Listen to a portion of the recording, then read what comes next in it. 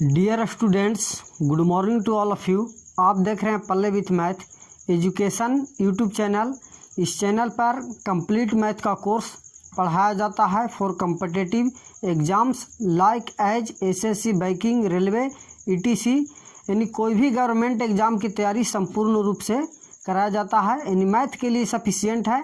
आप अगर YouTube channel देख रहे हैं तो आपको मैथ आसानी से समझ में आ जाएगा। आपको प्रतिदिन एक वीडियो मिलेगा, आपको कंप्लीट वीडियो देखना है। कल का वीडियो में जो इससे पिछले वीडियो हम बताए हैं उसमें इंट्रोडक्शन ऑफ अलजेब्रा, अलजेब्रा क्या होता है, what is the algebra, types of algebra, उसके अंदर expression, equation, polynomial, degree of polynomial, types of polynomial, ये सब हम लोग कंप्लीट उसमें देखे हैं, उसमें पढ़ाए हैं। आज का क्लास इक्वेशन पे है, यानी अलजेब्रा का पार्ट ही इक्वेशन। तो इक्वेशन के बारे में हम लोग जानेंगे कि इक्वेशन क्या होता है। टाइप्स ऑफ इक्वेशन, इक्वेशन का हिंदी में क्या बोलते हैं, समीकरण। समीकरण के प्रकार क्या है, तो पहला नंबर आता है लीनियर इक्वेशन। ठीक है, अगले क्लास में जो पिछले क्लास हम पढ़ाए हैं उसमें लीनियर पॉलिनोमियल के बारे में बताए हैं। तो यहाँ पे लीनियर इक्वेशन रैखिक समीकरण जिसका स्टैंडर्ड फॉर्म होता है ax + b = 0, और एग्जाम्पल के लिए 2x - 4 = 0। इक्वेशन कहने का मतलब इक्वल टू समथिंग होना चाहिए, ज़रूरी नहीं कि 0 हो सकता है 2, 4, 5, 6। इक्वेशन के मतलब हो सकता है कि लिखा हुआ है कि 2x - 6 = 12, तो ये भी क्या है, एक इक्वेशन है, यानी इक्वल टू समथिंग होना चाहिए। लेकिन लीनियर इक्वेशन का स्टैंडर्ड फॉर्म जो होता है मानक रूप, यानी लीनियर इक्वेशन जब भी रहेगा तो इस फॉर्म में रहेगा, इसके अलावा और किसी फॉर्म में नहीं रह सकता है। तो ax + b के फॉर्म में रहेगा, यानी 2x - 4 = 0, x + 5 = 0, x - 6 = 0। ये सब लीनियर इक्वेशन के एग्जाम्पल्स हैं। अब आता है ये VVI है और सबसे ज़्यादा एग्जाम में इसी से क्वेश्चन पूछा जाता है, क्वाड्रेटिक इक्वेशन, द्विघात समीकरण। यानी द्विघात समीकरण का स्टैंडर्ड फॉर्म जो होता है, जो मानक रूप होता है, ax² + bx + c = 0, यानी इस फॉर्म में रहेगा तो हमारा समीकरण क्या होगा, द्विघात समीकरण होगा, क्वाड्रेटिक इक्वेशन होगा। पावर जब 2 होगा तो यहाँ जब वेरिएबल का मैक्सिमम पावर 1 रहेगा, वेरिएबल का पावर 1 रहेगा तो लीनियर इक्वेशन होगा, वेरिएबल का पावर 2 रहेगा तो क्वाड्रेटिक इक्वेशन होगा, और वेरिएबल का पावर 3 रहेगा, मैक्सिमम पावर 3 रहेगा तो क्या होगा, क्यूबिक इक्वेशन होगा। तो क्वाड्रेटिक इक्वेशन का फॉर्म रहा ax² + bx + c = 0। For example x² - 5x + 6 = 0 और x² - 36 = 0। अगला रहा क्यूबिक इक्वेशन, त्रिघात समीकरण। इसका स्टैंडर्ड फॉर्म जो होता है मानक रूप, यानी कि इस फॉर्म में त्रिघात समीकरण को लिखा जाता है, इस फॉर्म में ax³ + bx² + cx + d = 0। Example के लिए ले लिए हैं, ये तीनों क्या है, चारों एग्जाम्पल है इसका।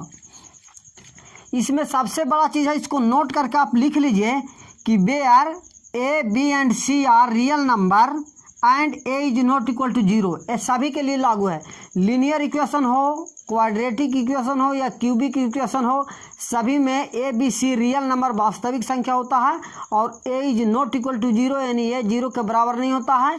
क्योंकि a को अगर अब यहाँ पे हम 0 अगर रख देते हैं, जैसे लिखा हुआ है x² + bx + c = 0, और a बराबर कोई अगर 0 रख देता है, यहाँ पे a बराबर 0 रख देंगे तो वाला क्या होगा, ये पूरा टर्म 0 हो जाएगा। तो फिर क्या हो जाएगा, ये क्वाड्रेटिक नहीं फिर लीनियर बन जाएगा। तो इसलिए क्या होता है कि हर टर्म में चाहे लीनियर हो, क्वाड्रेटिक हो या क्यूबी हो उसका कोफिशिएंट जो होता है, यानी मैक्सिमम पावर का कोफिशिएंट जो होता है उसको 0 के बराबर नहीं होना चाहिए, नहीं तो फिर इक्वेशन क्या होगा, चेंज हो जाएगा। यानी क्वाड्रेटिक के जगह अगर हम यहाँ पे एक जगह 0 रख देते हैं तो क्या हो जाएगा, वो लीनियर बन जाएगा। तो इसीलिए यहाँ पे नोट करके लिखना है कि a, b, c real number वास्तविक संख्या होता है और a 0 के बराबर नहीं होता है। तो इसको आप नोट कीजिए। अब हम लोग जानेंगे रैखिक समीकरण का हल, सॉल्यूशन ऑफ लीनियर इक्वेशन, यानी लीनियर इक्वेशन को कैसे हल किया जाता है। यानी कैसे आंसर तक पहुंचा जाता है, एक्स का, वाई का, जेड का, यानी वेरिएबल का वैल्यू कैसे फाइंड किया जाता है वो पहले हम लोग जानेंगे। तो देखें एग्जाम्पल के लिए, इसे लिखा रहेगा कि 2x - 6 इज इक्वल टू 0, तब find the value of x। इसमें क्या आ रहा है, find the value of x। तो सबसे पहले 2x इज इक्वल टू 6 हो जाएगा। ये साइन जो माइनस वाला है बराबर के साइड में आता है तो पॉजिटिव हो जाता है, प्लस हो जाता है। अब यहाँ पे गुन्ना है तो भागा हो जाता है, तो x बराबर हो जाएगा 6/2। इसे डिवाइड करेंगे तो 3 आएगा, यानी मेरा फाइनल आंसर x बराबर क्या आ गया, 3 आ गया। अगला एग्जाम्पल है x + 5 इज इक्वल टू 6 रहेगा, तो x is equal to 6 - 5, x is equal to 1, यानी प्लस वाला रहेगा तो माइनस हो जाएगा। x - 10 is equal to 15, then x is equal to 15 + 10, x is equal to 15 + 10 25। तो यहाँ से मालूम चला कि लीनियर इक्वेशन में जब प्लस वाला रहता है तो बराबर के साइड में आता है माइनस हो जाता है, और माइनस वाला रहता है बराबर के साइड में आता है तो प्लस हो जाता है। मल्टीप्लाई वाला जो रहता है बराबर के साइड में आता है तो डिवाइड होता है। और स्टूडेंट को हमेशा हम जब क्लास से पढ़ाते हैं तो कोई भी, यानी मान के चलिए कि 90% बच्चे जो है क्लास में टीचर से डाउट नहीं पूछते हैं, क्वेश्चन पूछेंगे नहीं, क्योंकि उसको डर है कि कहीं मेरा बेइज्जती ना हो जाए, यानी कहीं हमको स्टूडेंट ख़राब ना कहे कि इसको बुझाता नहीं है, समझ में नहीं आता है। जबकि 90% बच्चा को ये मालूम नहीं होता है कि हमको समझ में आया कि नहीं, जबकि वो बोल देता है हाँ समझ में आ गया है। ना भी समझ में आ रहा है तो बोल दिया क्लास में आकर हाँ समझ में हमको आ रहा है, क्योंकि वो जानता है कि मेरा बेइज्जती हो जाएगा। तो समझ लीजिए कि विद्यार्थी, भिखारी और सन्यासी, 3 आदमी का इज्जत होता ही नहीं है। भिखारी जो भिक्षा मांगने वाला है उसको कोई भी कुछ बोल देगा, विद्यार्थी जो शिक्षा मांगने वाला है उसको क्लास में टीचर कुछ भी बोल सकता है, सन्यासी जो दान मांगता है उसको भी लोग पूछता है कहाँ से आए हैं, क्यों दे क्यों नहीं दे।